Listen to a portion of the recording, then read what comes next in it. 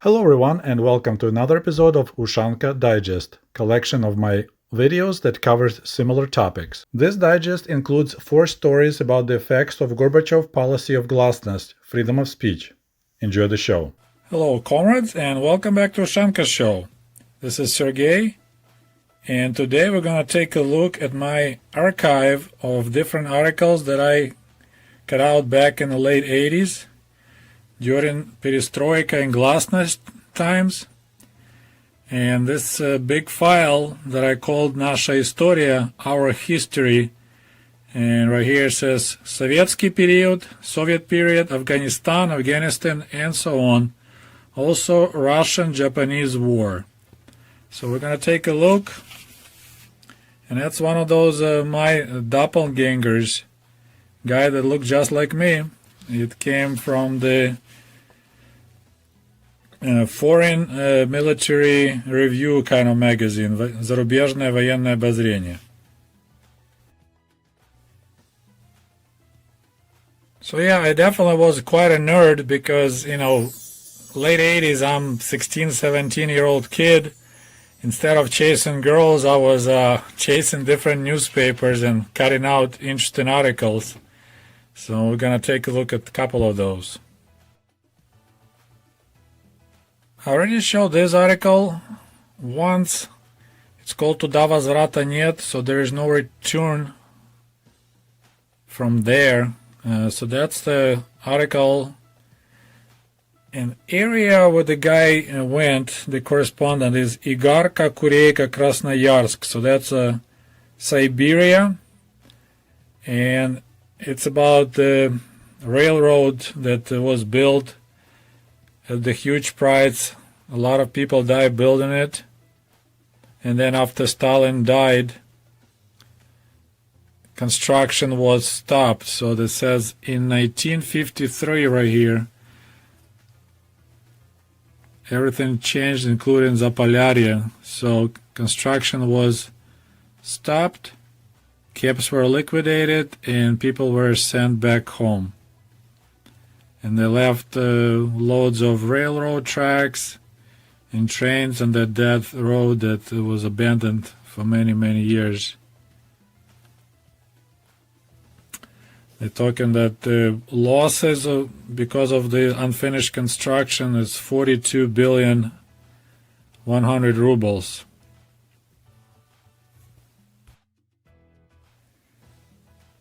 So this railroad was Salihard-Igarka. I'm going to look at the map, maybe do a couple of still shots from the Google Maps. It's supposed to be 1,263 kilometers long, so almost 1,000 miles. And it would provide year-round transfer produce from Norilsk.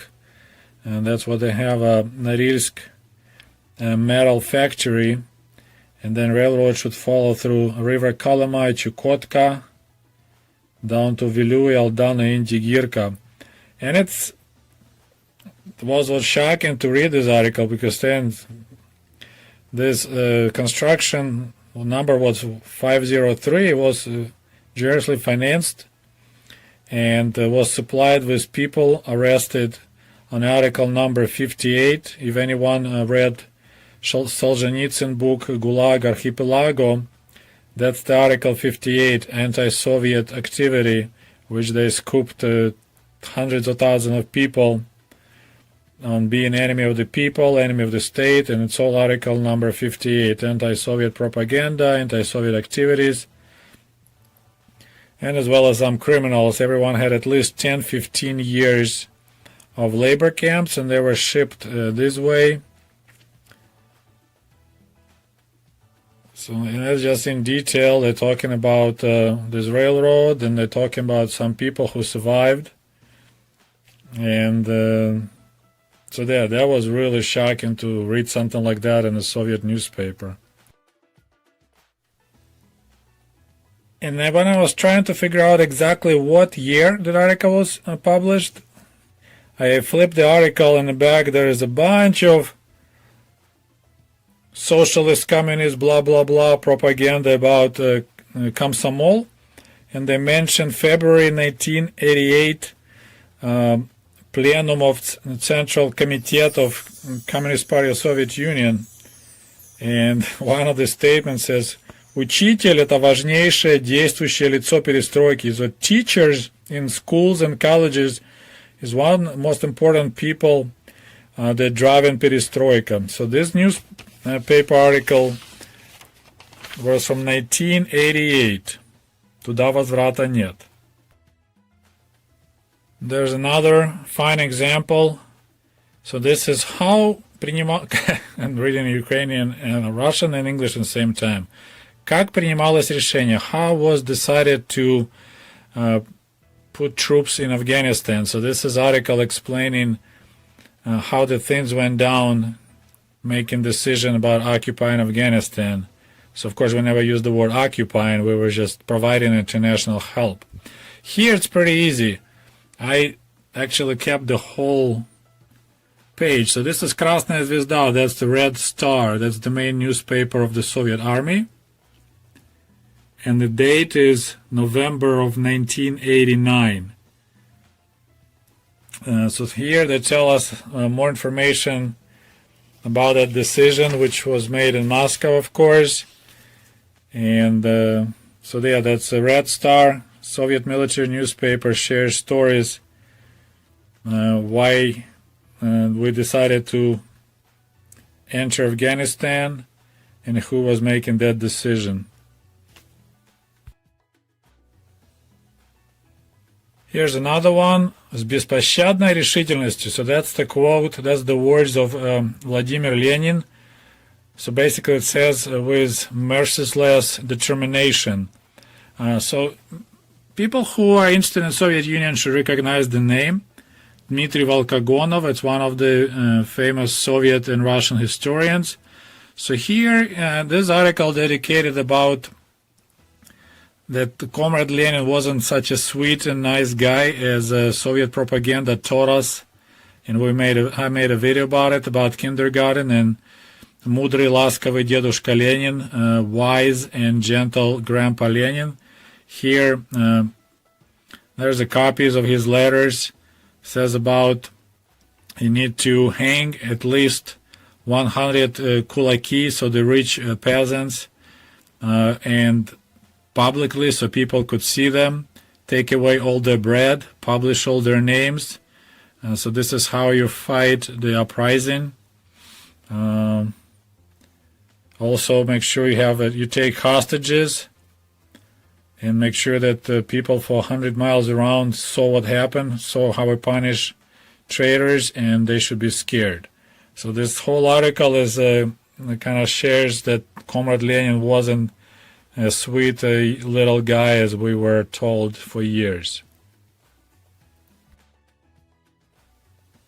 So once again, this is why I told you that it was so much fun to live during the final years of the Soviet Union, because we could enjoy all that information that we were didn't have any access for many years, and suddenly there's just like deluge of all these articles about history of our own country that we never knew. For example, this is called Culminatia, a story about the first testing of the Soviet nuclear bomb. There's a Kurchatov, our famous nuclear scientist, and Comrade Khariton. So here is a detailed article about how we tested the Soviet bomb. So I found this article in the newspaper, I cut it out.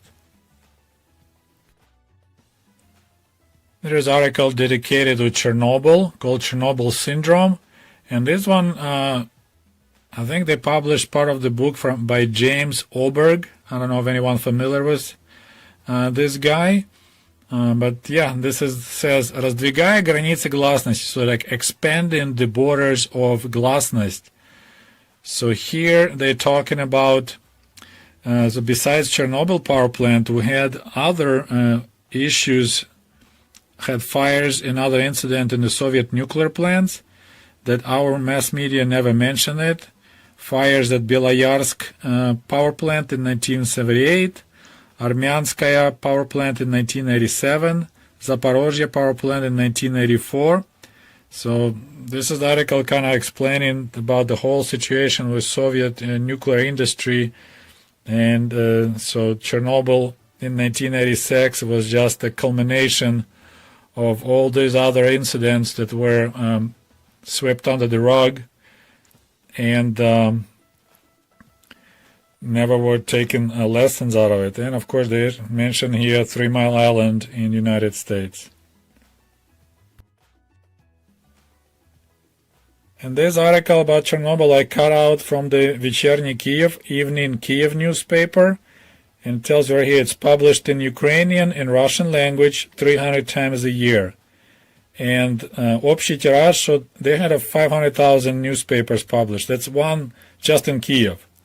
Kiev newspaper, 500,000 300 times a year. So it was a quite popular newspaper back in the day. And I wish I didn't cut out, but I need to make a video. This is a TV programming, so I need to make a separate video about TV programs and what kind of programming we had in the Soviet Union.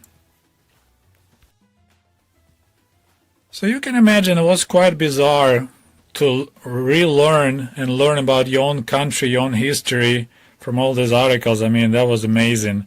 So this one is «Сказки о Сталине на Енисейских берегах». So that's an article about Museum of Stalin on Yenisei River. So Stalin spent quite a few years in Silka in exile in Siberia. And the place where he used to live, they built huge museum. So this is abandoned building of Museum of Stalin in Siberia. But of course, we never heard of it. So there's an article, they're talking about it. And the whole history, what Stalin was doing there. And when they decided to build this museum. So as I said, it was just amazing. I mean, I was just cutting out new article. This article is dedicated to Leonid Brezhnev and the story how during his rule we had pretty much like the cult of personality of Brezhnev being developed, how the books were written about him, all his achievements during World War II, which was hardly any, blown out of proportion. Like he participated in the battle, so-called Malaya Zemlya, small land that was like in the Black Sea. They dropped off some Soviet Marines on the shores, and Brezhnev participated in it, and they made it sound like it was as big as Stalingrad battle. So there's another article kind of explaining, hey, we did pretty bad with Leonid Brezhnev and making him such a huge hero when in reality he was not such. And he loved awards, my goodness. He loved medals. I told you that joke, that we had the joke going on that Brezhnev had to get a surgery, plastic surgery, to expand his chest so he has more room to put medals because there was no room anymore in his chest. Память о Цусиме, Memory of Tsushima. So that's the famous Navy battle back, I believe, 1905? I don't remember what year. I think 1905. So that's when Japanese Navy completely annihilated Russian Navy in the Tsushima Straits. I believe that's what it was, the place. So that information wasn't secret, but they kind of kept it, pretty quiet. So here, detailed explanation about the trip, and that's how they traveled. The Baltic fleet of Russia traveled all around Africa just to be destroyed right there between Korea and Japan. So yeah, that's another topic I got really interested to learn more about. War between Japan and Russia back in 1905. This is an article I ripped out of some museum. I think it was called «Наука и жизнь», Science and Life. So this article dedicated К вопросу об уроках и правде истории. So that's the question about lessons and the truth of the history. So here, that's a discussion about the beginning of World War II, I want to say. No, it's about war between Germany and Soviet Union. So, as you know, World War II began in September 1st of 1939 when Germany attacked Poland. Our war began on June 22nd, 1941 when Germany attacked Soviet Union. And it's still a lot of discussion going on about it. So this article was kind of, I need to reread it again, it was so long ago, but this is pretty much article in response to another article. So they're talking about what was going on, why we had such a horrible losses in 1941, 1942, and all this other, there's a lot of, to discuss about that period of time, so that's another one. This is interesting. It's a little tiny cutout. So this shows the bridge between Soviet Union and Afghanistan. And on the top there is the banner, basically a quote of Brezhnev. Мы будем твердо стоять на страже интересов безопасности обоих наших государств. We're gonna be firmly standing, protecting interest and safety of both our countries. We will perform our international duty for the Afghanistani people. Leonid Brezhnev. So the official term of our activities in Afghanistan was international duty, international dolg, like international debt. So we had some kind of international debt for Afghanistan people, and that's why we moved our troops in there. So that's a short article about Soviet Union pulling out. And this is the picture of Gromov. So that's a general who was in charge of the Soviet troops in Afghanistan when we pulled out. I think it's happened in 87. Same bridge. I don't know if anyone will recognize this guy. This is famous Nestor Makhno, the guy who had his own Soviet Republic in Ukraine. I won't say Soviet, but famous anarchist who was quite successful. And he immigrated, he ran away from Ukraine under pressure from the Soviets, went to Romania, and then ended up living in Paris, and that's where his grave is, in Paris. I actually, totally by accident, I was at that cemetery and I found his grave, not the grave, but he's in his ashes in that storage area. But this is a short article, kind of tells the story what happened after they ran away, and what happened to his relatives who were unlucky to remain in Soviet Union. They all got arrested and sent to labor camps. Like I'm talking about different people. Spent 8 years in labor camp because they were relatives of Makhno. So I said, just amazing stuff. Can you imagine when you get finally access to all this information? I was just gorging on it. Are we having fun yet? Another one. So I actually made a video about this cathedral, this giant church in Moscow, and that's the name of the article, Судьба храма, the fate of the church.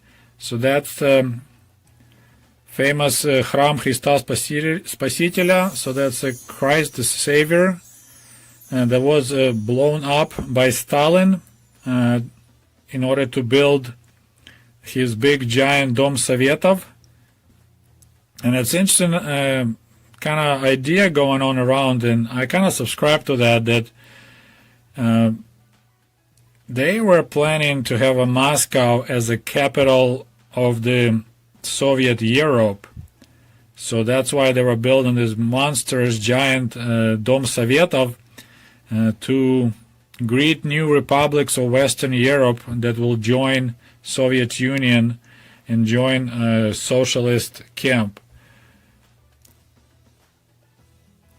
So here the discussion about, they started rebuilding that church again after the end of the Soviet Union, or right around that time, because they're talking it will be finished in 2012. I think it was finished way before that, so that's another one. And I just flipped this article trying to figure out what year is this newspaper. And there's a conversation about NATO. We just recently had some conversation on my channel about NATO, and quite heated conversation. So here they're talking, it looks like NATO is not ready for self-liquidation yet. They're like, no, it's going to take a while. And Soviet Union need to convince the Western countries that our new policies are not reversible, so they're going to continue even in the period after Gorbachev is gone, so NATO should respond, and since the Warsaw Pact is disassembled, NATO also needs to disappear. So that's still 80s, and of course we know how that went. Kronstadt 21, another dark page in the history of Soviet Union. So Kronstadt, that's the pretty much headquarters of the Baltic Sea Navy, Russian and later Soviet Navy, and sailors from the Baltic Fleet were the people that actually helped a lot with this Russian Socialist Revolution in 1917, but in 1921 there was a uprising against the Soviet regime in Kronstadt, and it was drawn in blood. Of course, there was no talk about it, but here's the first article when they started telling the truth, what actually happened in March of 1921 in the Kronstadt Mятеж, Kronstadt uprising of the sailors, and how Tukhachevsky, who later was shot, took care of that uprising and how many people were killed. Article Sluga, servant. So that's the story about Lavrentiy Beria. Once again, another guy that had a huge influence on the life of the Soviet Union, the lives of millions of Soviet people. But in my days in the 80s, there was not much conversation about him. So now we got articles coming out explaining who was Beria, how he became so powerful, and how about his fall after March of 1953 when Comrade Stalin died, and then they began struggle for the next leader of Soviet Union, and Beria lost. This article, Prigovor, and the verdict, that's the story how the general of the Second Strike Army, Vlasov, became prisoner of war. This is one of the most shameful names in the history of our war against Germany, is General Vlasov, who got captured, and then he became the leader of anti-Soviet army, Russká освободительная армия, Russian Freedom Army. So this article called Уроки истории, the lessons of history. So they are talking, this is pretty much in detail article how he got captured. Quite a long article. And then how he became so-called traitor.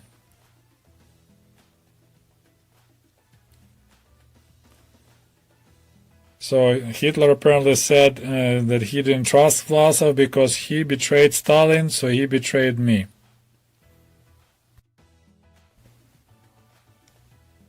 As I mentioned before, my generation, so guys born in 1971, we missed the war in Afghanistan. It's pretty much when we started getting drafted into the army. That's when the war actually stopped and they pulled the troops out. But this whole story about Afghan war was, once again, in the beginning of the 80s, we didn't know anything about it. But then we started having some real stories coming out. So this is, look at that, I actually glued together, there was several, looks like at least four different articles, командировка на войну, so that's like a trip to war, and that's part one. So here's our journalist talks about details, what's going on, or what's going on in Afghanistan, the reality of that war. So yep, I kept that. That was quite a story. Suddenly we learned the truth, and it was not pretty. That's another interesting article about early years of the Soviet Union called Последняя крестьянская война, the last peasants' war. That's about uprising in Tambov region. There was a huge uprising of the peasants in 1919 up to 1921, I believe. Let me see. Yep. And they used military to put it down. They actually used artillery and chemical warfare, killed a bunch of peasants. Tukhachevsky was one of the leaders of the Soviet army who did that to their own people. And this is kind of when people tell me that if everyone will be armed, government will not be able to do anything. Those guys were armed. They were fighting hard, but they brought artillery, they brought regular troops, they brought 120,000 of Red Army troops, and they killed them all, killed all the peasants. So I know it sounds good that everyone has a 22 and can put up resistance to the regular military troops, but I think it's just a good fairy tale. In reality, those people will be wiped out in no time, especially now with drones, with the missiles, with GPS guided bombs. Yeah, there's no chance. I'm not sure how I got this article because there's actually some marks. Somebody was actually really studying this article. It wasn't me, but it's called We Say in Lenin, but we mean the monument. Мы говорим Ленин, подразумеваем памятник. It's actually used to be expression мы говорим Ленин, подразумеваем партия. We are saying Lenin, but we mean the party. But they say now that we mean the monument. So there's discussion about the history of the Soviet Union, nationalization, about NEP, and there's a quite heavy discussion. So that's almost like Reddit, Socialism 101. They're talking about countries and different salaries. Like in America, they pay 10, 15 times more than they pay for the same job in Tahiti. I don't know why Tahiti is there, but so yeah, that's another interesting article. So that's April 20th, 1991. We have maybe 8 months left in the life of Soviet Union. And I still got quite a few, but I think it's good for the first video. If you guys like this story, we can look for the rest of my articles. But this one is called Человек и символ, so that's the human being and the symbol. So that's a conversation about Stalin, his surroundings, and his times. So the correspondent talks to the doctor of historical science, Professor Borisov. So it's a big article when they discussing Stalin. That's humongous, whoa. So they're discussing Stalin and what happened, and basically through a short review of the whole history, how Beria came to power. So pretty much journalist is asking questions and professor gives us answers. Talking about Yagoda, Bukharin, Rykov. So yeah, as I said, I kept all that stuff. Okay, so now you can have a reference. So this article about Stalin was in Komsomolskaya Pravda, Komsomol Truth newspaper. Look at those awards. They did such a good job spreading the truth around Soviet Union. And this article was on April 2nd, 1988. Price 3 kopecks. So there's still news about Central Committee of Komsomol.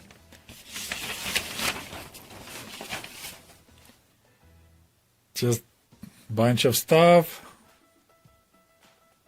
Some soldier got a war. Okay, so that's about Afghanistan. Звезда солдата. So this guy was a soldier in Afghanistan. He got a Hero of the Soviet Union award. And in the back is discussion about Stalin. This is your Glasnost. And then, of course, I don't know why, but I saved the pictures. So this one is in the black frame. So that's announcement of the death. So there's our дорогой Leonid Ilyich, our dear Leonid Brezhnev, with his 5-star Hero of the Soviet Union and Hero of the Socialist Labor. So this one is a Hero of the Soviet Union. The one with a sickle and hammer is the Hero of the Socialist Labor. So he preferred to be Hero of the Soviet Union, not the Labor. Famous eyebrows. Look at that. My late grandpa Sergei thought I was so smart that one day I'll become a general secretary and I will replace Brezhnev. Oh, looky. Who got KGB cookie? Comrade Andropov, also in a black frame, so this is his bye-bye picture. Looks like a Hero of the Socialist Labor. And here I got another one. This guy had the shortest time he was ruling the country, Comrade Chernenko. Still got managed 3 stars of the Hero of the Socialist Labor. Good job, Comrade Chernenko. And he was the first, after Stalin, non-Russian, non-Ukrainian leader. He was actually Yakut, I think, or some Far East nationality. So we had quite a few jokes about him. But anyway, I hope you enjoyed this video. So this is my collection of Perestroika time articles. Quite fascinating. Well, we'll talk to you soon.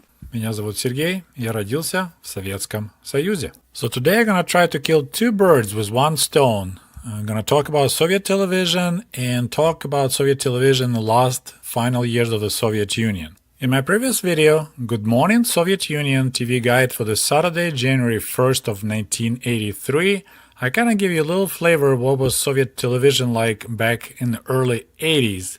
And I don't want to get into discussions about was it good or not that on the prime time, on the weekend and holiday weekend, so it's a Saturday, January 1st, when everyone is home after celebrating New Year, for almost 3 hours, they show the ballet. I mean, no doubt about that, it's better to watch ballet than Days of Our Lives, but I really doubt many people are watching that show.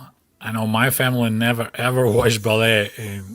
Prime time, no prime time, it's just too boring for a regular Soviet person. So that was 1983, and now we need to jump 4 years further or rewind our videotape into October of 1987, and we're going to talk about the most popular TV show at that time, Программа Взгляд, program The Look.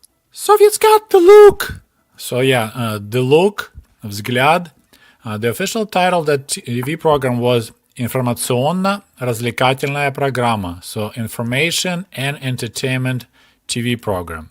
And it looks like it was the most popular program on the first channel of the Soviet TV and then Russian TV from 1987 all the way to 2001. And here's the little history. So original idea of that TV show came up in 1975. So a long time ago. It took pretty much 12 years from the idea to become the reality. So the several young journalists from the youth redakция, I don't know how to translate it, so youth department of Central Television come up with the idea, what about we do this show, like discuss the news and like in this basic setup, like we're in the kitchen, and the name of the show was originally like At Our Kitchen After 11, and we'll make this kind of like easy, not official, and kind of towards the youth, so they'll be interested to watch, but it didn't go anywhere. And then suddenly, I mean, it's a Soviet suddenly, 12 years later, in April of 1987, at the meeting of the Central Committee of the Communist Party of Soviet Union, so this is the highest level, there was this, they call it closed decision, so it wasn't public, about creating a youth evening Friday TV program.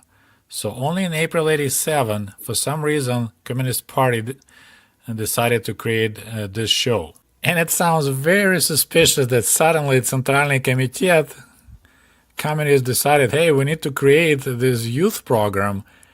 And the reason for that is they became concerned that since Gorbachev had an agreement to stop blocking foreign radio stations, it's a separate story, but we had so-called glushilki, and we had around 2,000 of these tall antennas that were creating noises, so you couldn't listen to the foreign radio stations like BBC, the Voice of America, and so on. But Gorbachev signed an agreement that we're going to stop doing it, and suddenly the leadership like, hey, we need to do something because otherwise youth will start listening to the foreign voices, so we need to have our own voices for them. So the final decision was made by Alexander Yakovlev, who at that time was a secretary for ideology in the Communist Party of Soviet Union. So like, let's try to attract our Soviet youth to TV screens in the late evening night instead of them listening to the enemy voices on a radio station. And on October 2nd, 1987, Программа Взгляд, the TV show The Look, was aired for the very first time. I believe it began at 11 p.m. and lasted for an hour. And it was a live show from the studio, plus some music videos and some reporting. What I remember about that show is that when they did their own reporting, so they will travel somewhere in Soviet Union and they record some story about different things. Don't remember exactly what was, but it was quite interesting. It was totally different than we could see on TV. But in the end of each episode, that story, they will copy that Western style television. They will say, you know, my name is Ivan Ivanov, Программа Взгляд. And it was so weird because like, dude, I know your name and I know you work for Программа Взгляд. Why you keep on saying it? But you know, like in American television, after report is done, the person will say their name, you know, this is reporting Jack Jackson from WTA, Wi-Fi, whatever.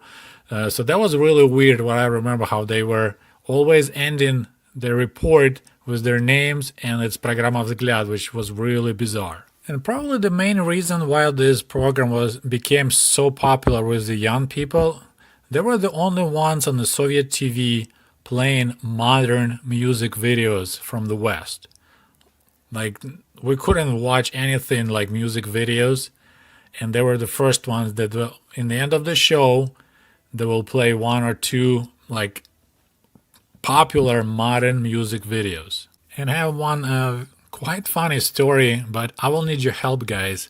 So one time they played the video. There was a kind of these rock bands of the 80s, you know, kind of similar to Def Leppard, I would say.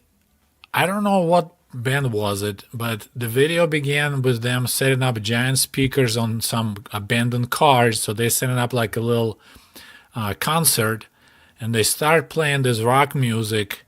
And one guy, what he did, he was kind of like tossing the guitar around himself. You know, it's on a sling, so he will like throw it away, and then guitar flies around his neck because it's on its sling, and then he will catch it again and play again the music. And that was so cool. And I hope you guys know what the video I'm talking about, but it begins with them setting up speakers in abandoned cars, huge speakers. But what's so funny, the next day I went to college. At that time I already was in college, so we're talking probably 1989 maybe, or late 88.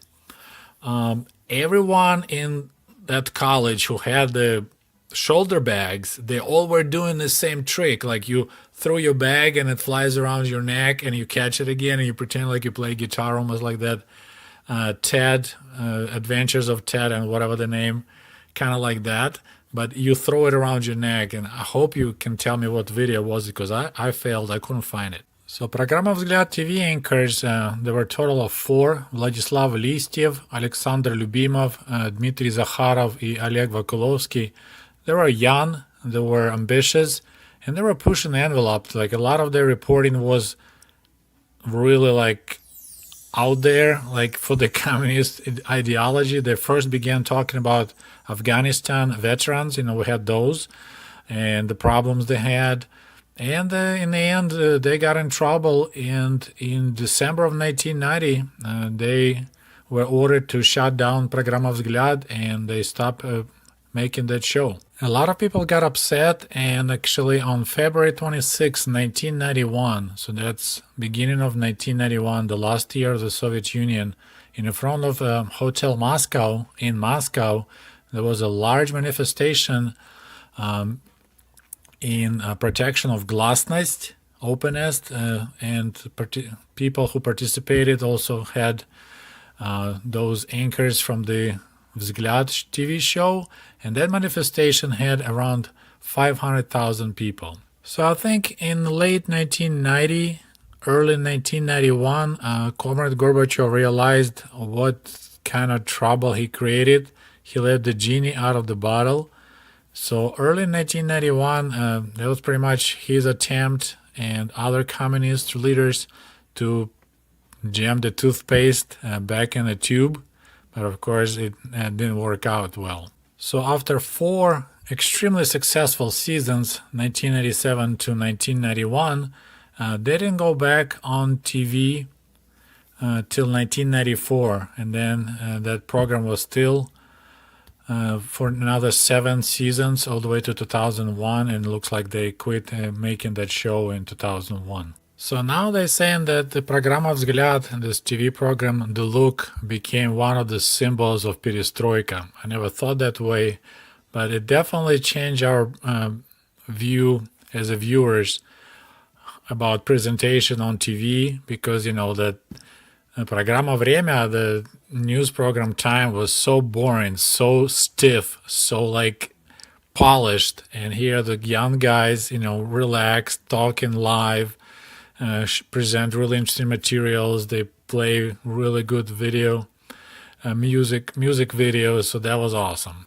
And I remember we all were waiting for the Friday night for the Программа «Взгляд» to watch some interesting news stories and watch some really cool music videos. That was really, really awesome. So as I mentioned before, for us, the last years of the Soviet Union were a lot of fun.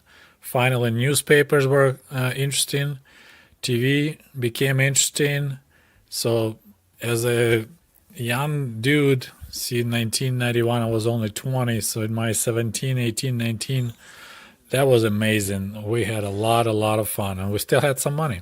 Well, comrades, I hope you enjoyed the story, and I truly hope someone would recognize what music video I was talking about and will provide with some link.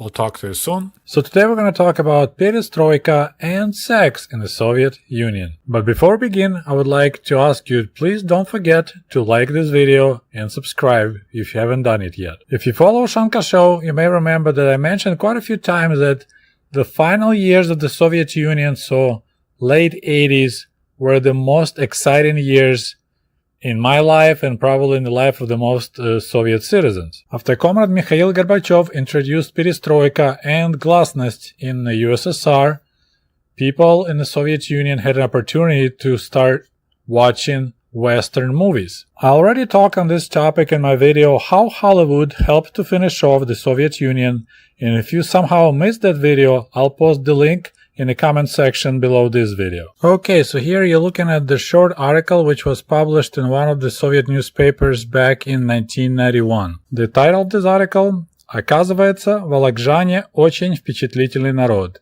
As it turned out, the people of Vologda town are very susceptible people». I hope I said this word correctly. Susceptible. Впечатлительный. And Vologda is the city in the northern western Ukraine with population about 300,000 people. And the article says, in March of 1991, so it's still Soviet Union, the inhabitants of Vologda for the very first time watched the erotic movie on their TV. It was shown by the commercial TV channel. So that's about that time, 1990, 1991, when we had back in the Soviet Union the very first commercial private TV channels, and they were over the air, not the cable TV. So here in March of 1981, one of those private channels showed some erotic movie. Erotica, we say, эротический film. I can only guess what movie they showed in Vologda, but as far as I remember, the list of erotica movies was pretty short back then. So quite possibly it was Греческая смоковница, or English title The Fruit is Ripe, 1976 German erotica movie. So as you see, the Soviet Union was quite behind the curve. In 1991, for the very first time, people were watching 1976 movie. Or possibly it was Emmanuel, 1974 French erotic show that was also very popular in the USSR. Another possibility is a Hollywood flick from 1986 with Kim Basinger, 9.5 Weeks. I saw that movie. Emmanuel and The Fruit is Ripe, I didn't watch those yet. I might have to catch up, but I did see 9.5 Weeks and I liked it a lot. And yet another possibility, another movie with Mickey Rourke from 1989, The Wild Orchid. I have a couple of good stories about that movie, but let's finish the article first. Okay, so in March of 1981, the inhabitants of Vologda city saw the erotic movie for the very first time. And can you imagine that? Exactly 9 months later, in the city, there was a explosion of births. In a weekly time, before and after the December 16th, the amount of birth increased 40%. So 9 months after March of 1991, when the people of Vologda saw for the very first time erotica, there was 40% increase in childbirth in that city. Isn't it something? And I just remember something.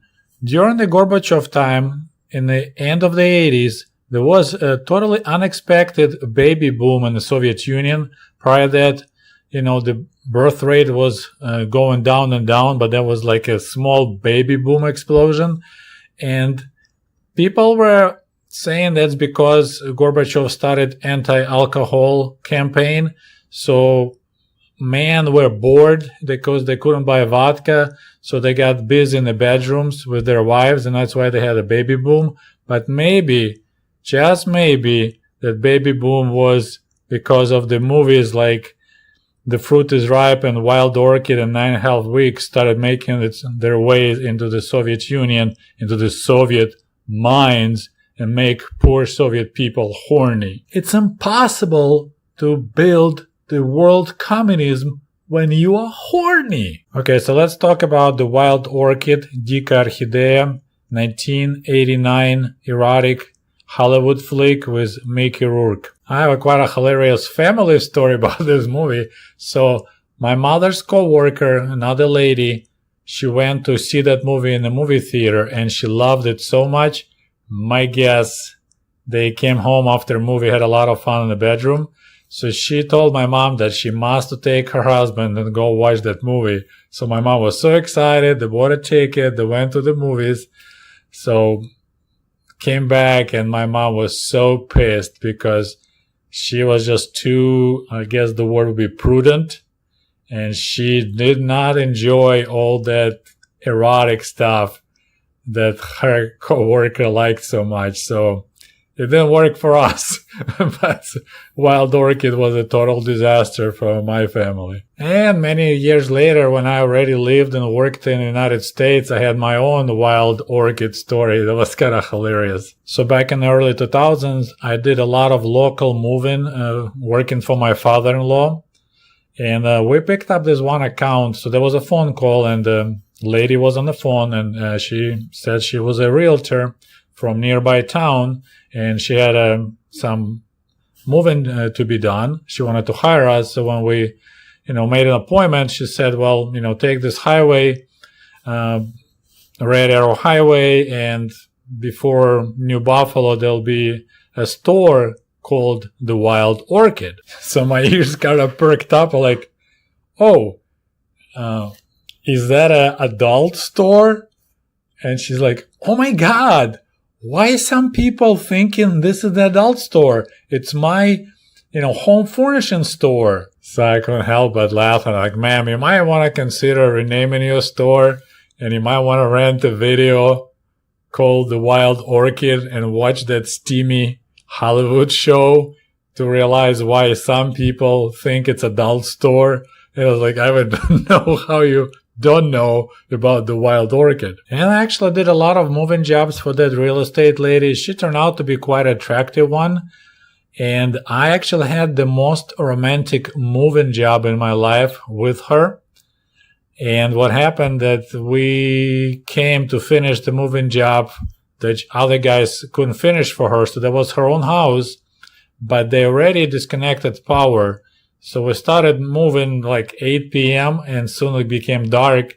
And since there was no power, she set up candles all over the floor. So you see this attractive woman setting up candles on the floor all over the house.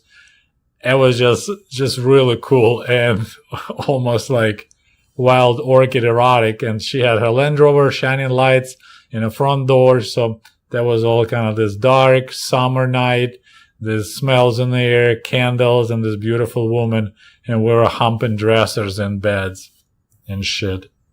Anyway, I kind of drifted away from the main topic, but I hope you guys enjoyed this video. Kind of hilarious article.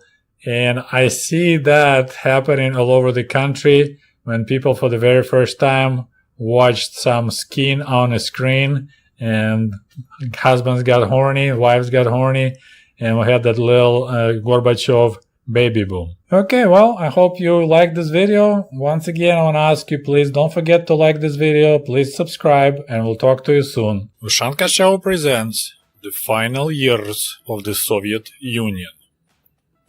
Последние годы Советского Союза. Greetings, comrades.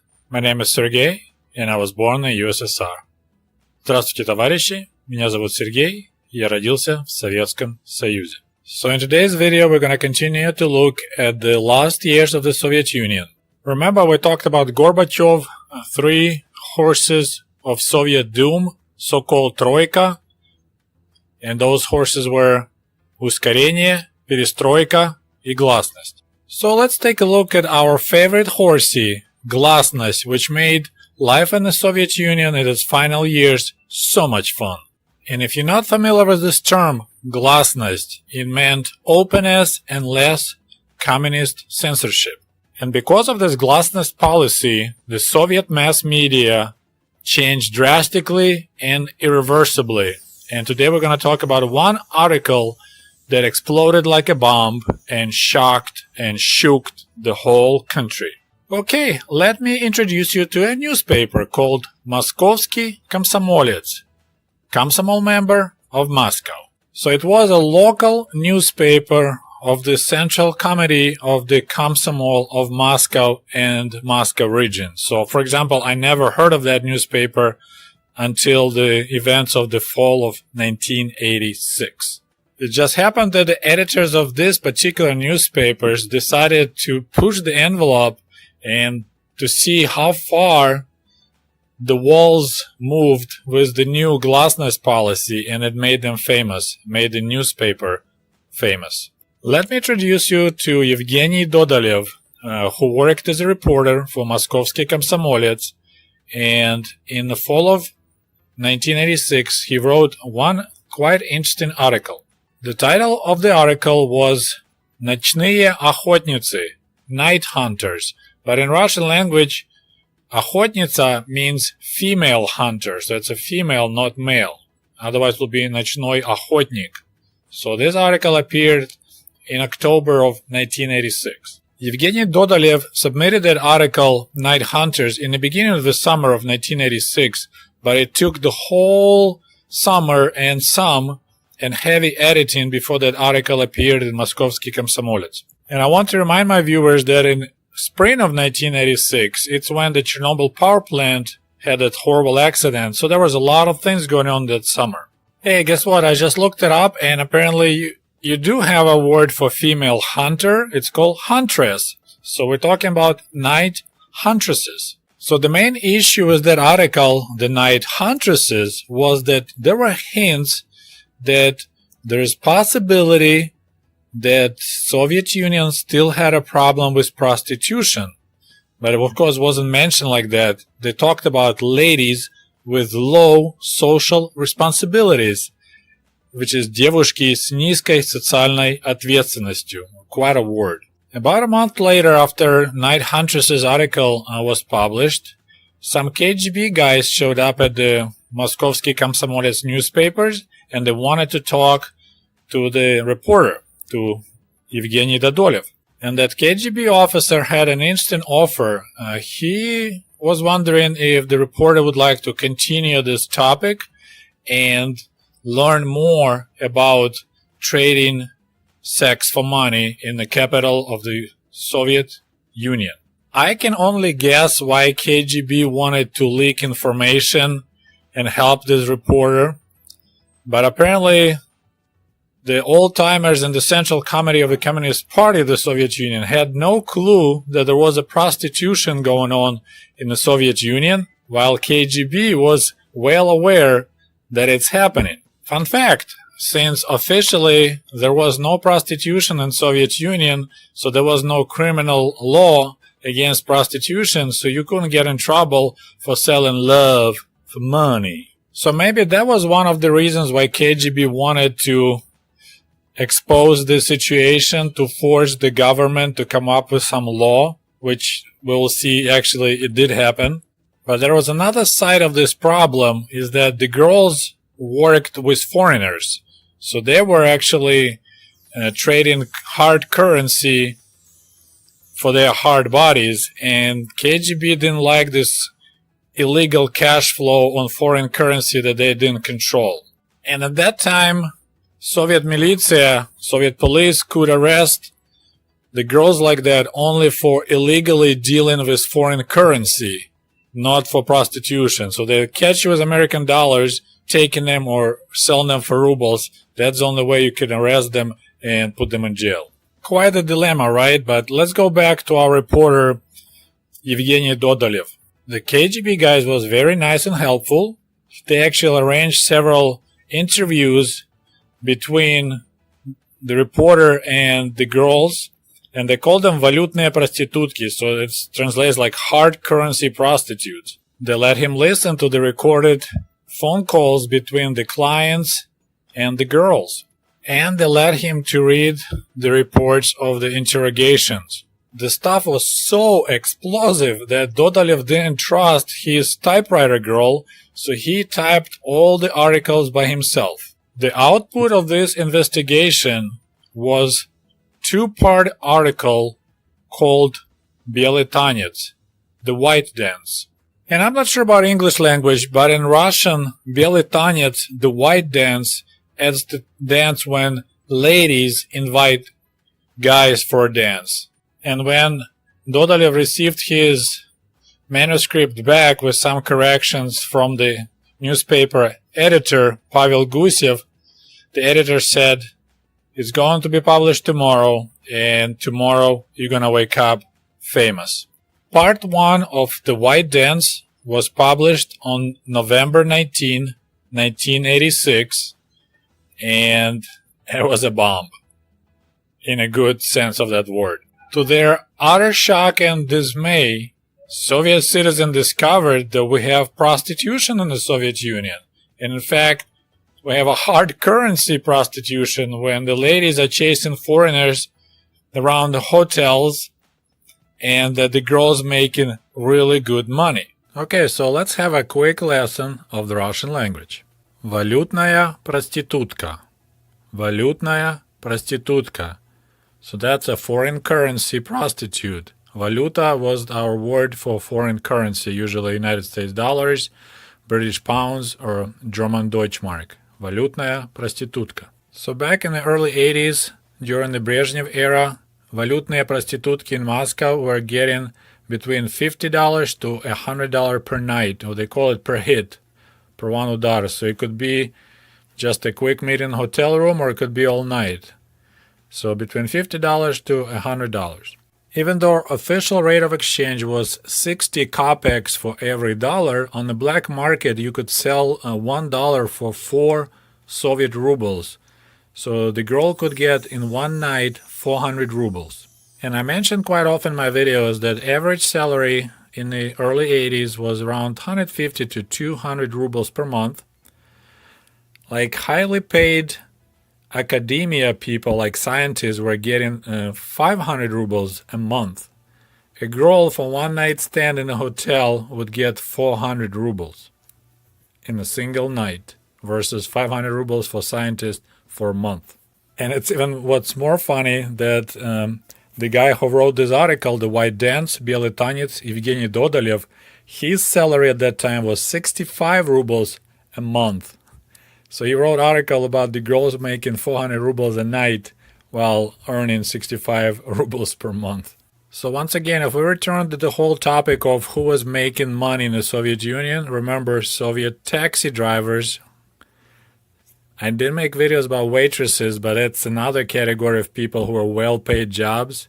And another category now we can talk, валютные проститутки, hard currency prostitutes were one of the highest paid professions in the Soviet Union. But let's go back to our article, The White Dance. So the part 1 was published on November 19. Next day, Moskovsky Komsomolets wasn't published at all, so that newspaper didn't come out. So there were tons of phone calls. People up above were trying to figure out what to do with this sensation, this breaking news. So they told publishers of Moskovsky Komsomolets, don't do anything. So they didn't publish any newspaper that day on November 20th. So I can only imagine what went through the mind of the readers of this newspaper, people who subscribed to it. They got this super interesting article, part 1, next day, no newspaper. You could think, oh my God, everyone got arrested and shipped to Siberia. And I'm not sure how far in Soviet government the phone calls went up. I won't be surprised all the way to the comrade Gorbachev. And he probably said, yes, I'm Mikhail Gorbachev and I approve this message. This is what I call Glasnost. So then on November 21st, the Moskovsky Komsomolets was published again, and they had part 2 of the White Dance article. So that's how Soviet people discovered that developed socialism and prostitution can peacefully coexist. And the rest is history. And here's the fun fact for the comrades that try to learn Russian language. So we have this term describing kind of polite way prostitutes. The term is ночная бабочка, which can be translated as a nightly butterfly or night butterfly. And this term was introduced in this article that we're talking about today, The White Dance. He called prostitute the night butterflies, ночные бабочки, and that term kind of got introduced to the Russian language and everyone began using it. Another fun fact, because of this article, the Central Committee of the Communist Party of the Soviet Union had to admit, yes, we have a problem with prostitution. So they introduced the new article in the law that punished prostitution with fine of 100 rubles. So you can make 400 rubles a night, but if you get caught, you'll pay a fine of 100 rubles. So still looks like a pretty decent deal. And of course, if we talk about ночные бабочки, about night butterflies, hard currency prostitutes, we need to mention the movie from 1989, Interdevachka, International Girl. Unfortunately, I couldn't find it on YouTube, but that movie was based on a book, and it's pretty much the story of the hard currency prostitute that end up marrying a guy from Sweden and moving to Sweden. So that's another good story about Soviet naughty girls, Interdevachka, Intergirl. And of course, some of my friends on the left could be skeptical because, like, come on, in a country of developed socialism with free housing, free healthcare, free education, why would anyone want to take up on prostitution and take that profession? Personally, I don't have an answer, but I remember I read an article. It was a different article. The girl explained how she became a prostitute. She apparently just wanted to marry a foreigner and leave the Soviet Union. So one time she hooked up with some Italian guy in a restaurant, and then she went with him to his room, spent the night, and then in the morning when they were going down for breakfast, he put in her hand $50, and she kind of like got upset because she's like, I'm not a whore. Why are you giving me money? And he looked at her like, well, this is why you went with me to my place last night, right? And she's just like, well, and then she looked at the money and realized that's a lot of money, and that went downhill from there. There's another fun fact. So the article was published in 1986. 3 years later, in 1989, there was anonymous kind of like questionnaire for the high schoolers in Riga and Leningrad, and about what do they think the 10 most prestigious profession, and hard currency prostitution was on the top 10 of most prestigious professions in the Soviet Union. So a lot of people were really mad at this journalist because he told the truth. He told about price list, and it made that profession almost like elite profession for the young Soviet teenagers. So yeah, this is how Glasnost, the openness introduced by Mikhail Gorbachev, brought so much fun in the final years of the Soviet Union. I hope you enjoyed this video. We'll talk to you soon. До свидания. Goodbye.